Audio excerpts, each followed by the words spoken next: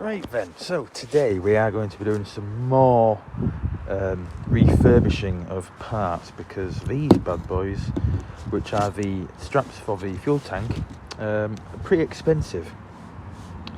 And I've had a look on eBay and all that sort of thing, and all I can really find are the EG and the EK sort of ones, and they're slightly different as they bolt in at the top rather than slotting into a hole. So we're going to clean these up. And yeah, but hopefully we're going to look good. I'll also show you what I've also been doing with the fuel tank. I'll probably put this into one video because it just makes it easier. I have not filmed anything for the fuel tank simply because I just wanted to get it done. And you know, with it being winter, I don't really have a lot of time on my hands with the sunlight hours. So there we go. So we need to remove this one here. Managed to remove one that was absolutely rotten. I had to cut this one off on the car. I put it into a vise and just basically got the top nut and removed it that way. So the same, I'm going to put this into the vise so that's gripped by this, and then hopefully I'll be able to pull that out. So we'll go do that now. Right, so how this is going to work is basically I'm going to get the strap, I'm going to lodge that in there, tighten it up,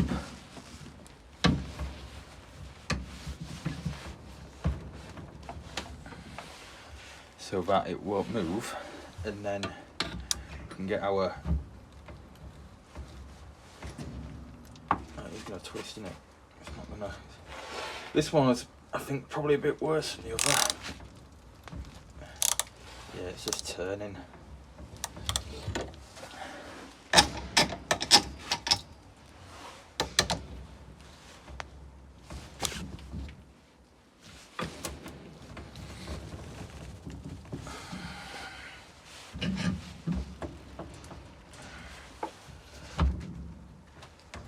There we go.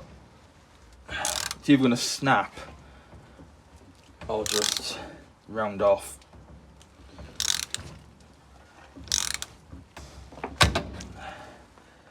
Yeah, it snapped off inside there. Oh no. That's not good, is it? So after that dilemma, it's always wise never to use a 12-sided thingy. It was the only one I could find actually, it was a 13mm. Anyway, I think I've got a hex one somewhere, but I just used that. Anyway, yeah, that'll teach you.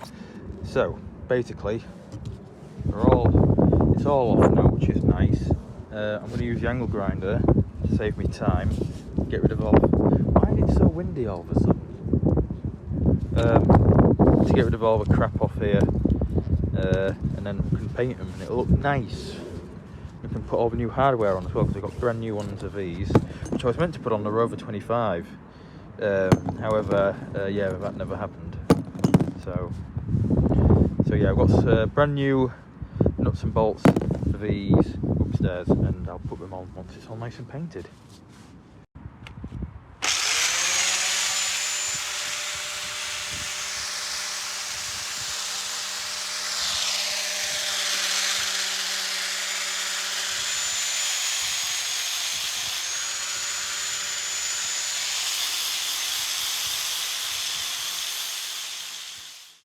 Okie dokie, right, so I've got some tar remover, because you can see it's that same bloody stuff that was on the sills and everything, but it's really caked on thick here, and obviously I can't really get the angle grinder in there, so I'm going to have to use a drill attachment or a screwdriver to scrape the excess off first, and then just like, yeah, use one of these little attachments to get into the finer areas. Okay, so I have got this all nice and cleaned up. As you can see, there's a few little bits of rust, but they're pretty much gone from the grinder. And well, yeah, so I don't really have to. I mean, I could put some Hydrate 80 on this, but to be quite honest with you, I think I'll just leave it. Cleaned up all in there. It should be fine to paint, to be quite honest with you, so we're just going to crack on with it. and get it done.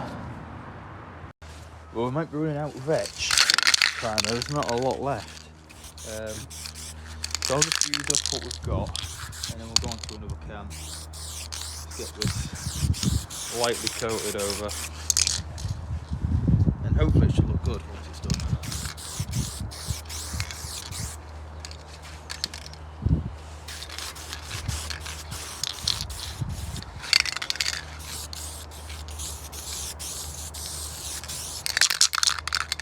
You know what? Let's go get another can. Right. Well, that lid's on tight. Whoa.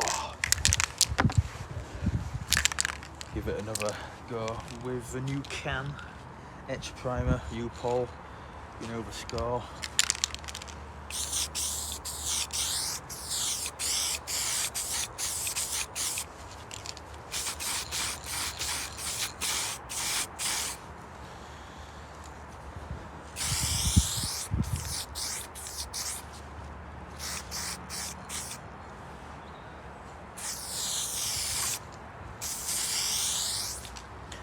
Let that dry.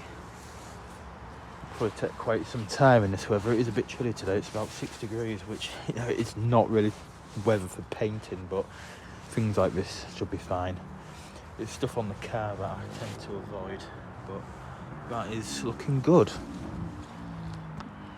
Right, so that is the etch primer on. And I'm just letting that set. It is, to be fair, that's come out pretty decent. I'm pretty chuffed with that. Quite good. So I'll be looking forward to getting the other stuff on next. So there we go. Right, so strap 2, look at that. You think, bloody hell, look at the state of this compared to the other one. So yeah, there's this adhesive stuff which was stuck down, which holds the rubber thing on. To replicate that, we're just going to use some double-sided tape, because it will probably be the perfect thickness actually to fit it on. So we'll do that once it's all painted and stuff. But yeah, before we do any of that, let's get rid of all this crud and get this one looking like the other. Okie dokie, so whilst that one's been drying over there, I've been working on this one. This one's come up a lot better than the other one actually. Funnily enough, it looked more rusty. But yeah, I'm yet to sand down the rest of the stuff. Still need to get all this bits and bobs off, but I think that disc is about toast. I don't want to go any further than that, just in case that happens. But yeah, that's all cleaned up inside there really nicely with the tire remover.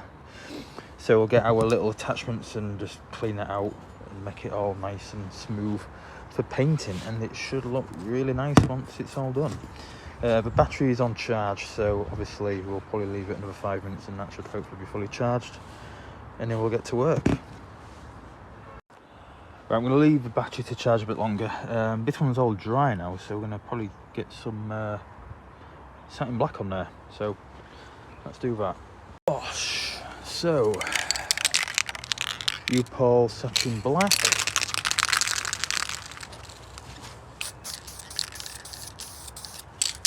Let's give it a whirl.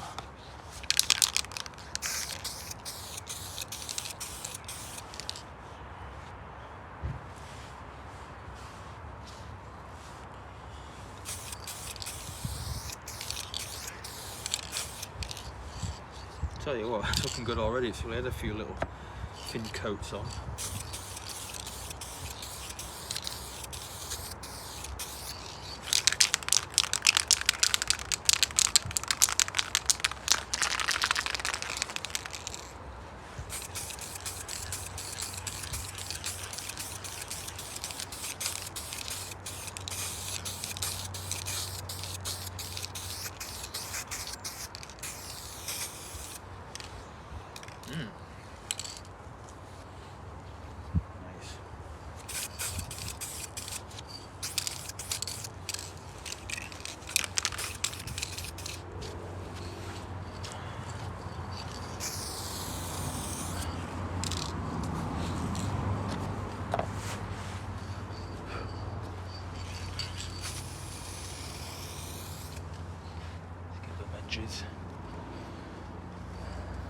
cool. Looks good. I'm pretty chuffed with that.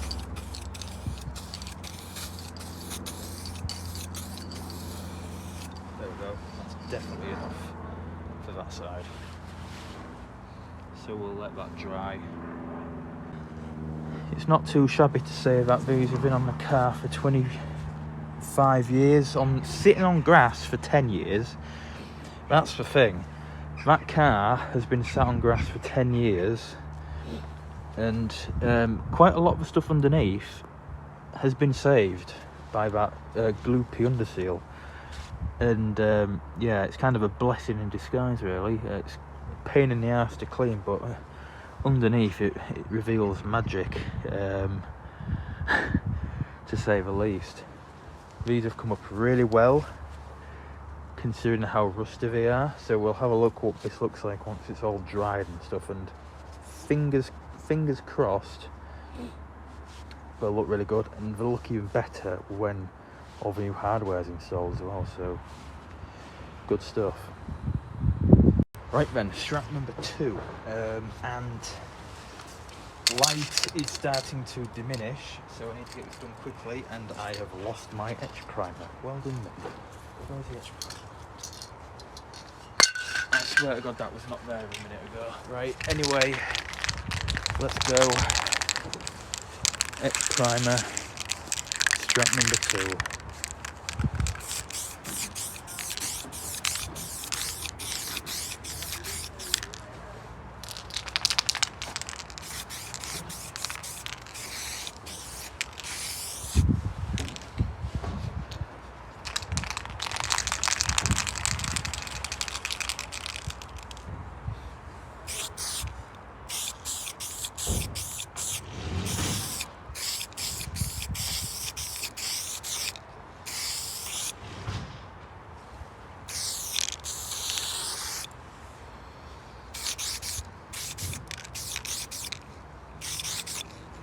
That one's come out a lot better than the other. Can't lie. That bit in there. There we go. How does that look? Bit missing there.